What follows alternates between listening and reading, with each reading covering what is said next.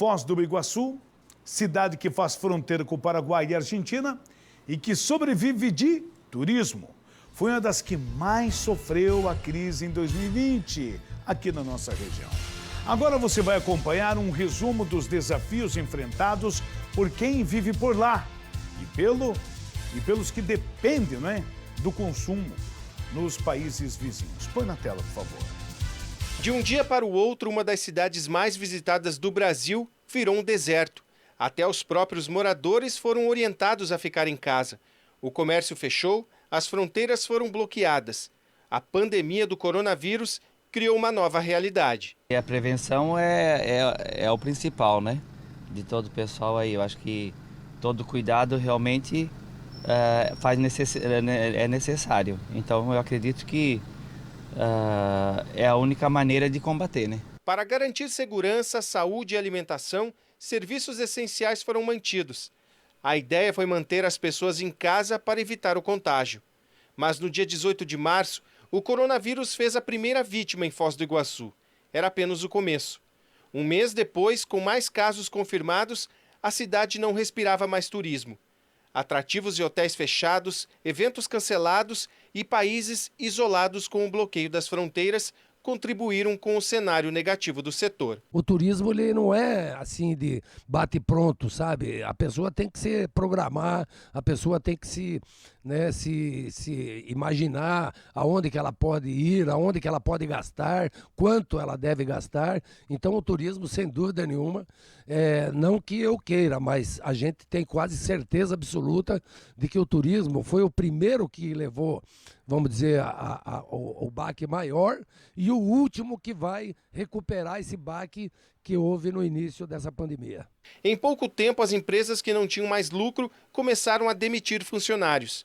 Entre eles paraguaios e argentinos que moravam em outros estados do Brasil e passavam por Foz do Iguaçu para voltar para casa.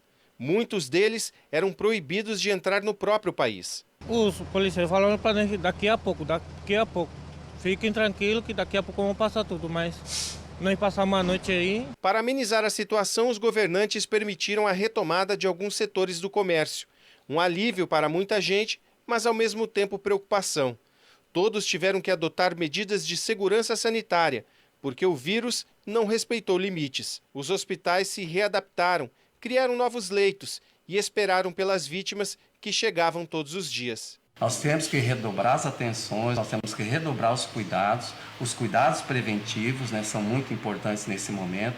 Os cuidados sanitários nos estabelecimentos são importantes, a utilização da máscara, a lavagem de mãos, o distanciamento social. Então a gente tem que retomar e redobrar esses cuidados nesse momento. Mesmo diante de uma pandemia avassaladora por todo o mundo, trabalhadores e comerciantes exigiam das autoridades uma retomada maior. Protestos pediam pela reabertura da fronteira entre Brasil e Paraguai. O plano de reabertura ele precede um estudo epidemiológico, ou seja, qual é o estágio da doença que nós estamos, tanto em Foz quanto em Cidade del Este. Porque numa possível reabertura, nós temos que pensar toda essa população. Até porque, se houver uma evolução de casos com a reabertura, o sistema hospitalar, tanto aqui como lá no Paraguai, tem que estar preparado para receber e atender essas pessoas. Depois de 7 meses fechada, a fronteira com o Paraguai foi reaberta. O comércio regional respirou e o contágio não parou de subir. Enquanto isso, a fronteira do Brasil com a Argentina continua fechada. Já são 9 meses de bloqueio. Recentemente, autoridades das 3 cidades de fronteira se reuniram pedindo pela reabertura, mas ouviram um não do país vizinho. Nós acreditamos que é uma decisão momentânea, que os protocolos estão na mesa para ser discutido e aguardamos um posicionamento do governador de Misiones para a gente poder então estar elaborando da melhor forma possível um protocolo que seja justo para a população e para as empresas que vão atender essas pessoas que vão transitar. A gente sabe que Porto Iguaçu está passando uma crise inigualável em termos de turismo, que eles estão com necessidades básicas muito fortes e a gente sabe que se abrir a ponte, a gente vai ter um fluxo maior e movimentação, fazendo com que as pessoas voltem a ter a dignidade de poder trabalhar nos seus serviços. Nesses últimos dias, Foz do Iguaçu viu o número de vítimas do coronavírus aumentar. Os 2 hospitais da cidade, com atendimento pelo SUS, chegaram no limite de ocupação dos leitos e precisaram recorrer à unidade de São Miguel do Iguaçu. Novas medidas precisaram ser adotadas pelos governantes. O cenário atual ainda é perigoso. O Hospital Municipal, enquanto equipe técnica, tem alertado sobre as aglomerações desde abril.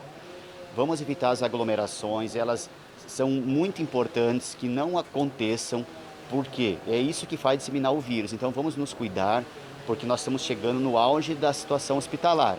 Lembrando que Foz do Iguaçu tem um maior número de leitos per capita do estado do Paraná para a Covid. Então isso mesmo assim, a gente está chegando ao nosso limite. Muito obrigado, Fidel Alvarenga, Clayton Souza, os nossos colegas de Foz do Iguaçu, contando como surgiu o primeiro caso, como enfrentaram inicialmente a situação da Covid-19 em 2020, a perspectiva para o decorrer do ano, perdas foram somadas por causa da pandemia e a gente não quer que 2021 seja um repeteco do que aconteceu em 2020. A gente observou aqui a preocupação das autoridades sanitárias e, ao mesmo tempo, a desobediência de pessoas subestimando a periculosidade do Covid-19. Amigos, veja só, as fronteiras, principalmente do Brasil e o Paraguai, se abriram, mas da Argentina e o Brasil continuam fechados. Você acha que o pessoal lá não está passando cidade? Está sim. Foi dito aqui por um dos entrevistados, né, do Fidel Alvarenga. O pessoal está passando em cidade básica. O turismo lá está morto. Não tem esse passa daqui para lá nem de lá para cá, ali na fronteira com o Brasil e a Argentina. O que difere do Paraguai, o Brasil e a Argentina é só a nacionalidade, porque as necessidades são as mesmas. Brasileiro sente fome, paraguaio sente, argentino também, né? Nós precisamos movimentar a economia aqui, eles também precisam movimentar a economia lá. Só que um sonoro não foi dado pelo governo argentino e manda quem pode e obedece quem tem juízo.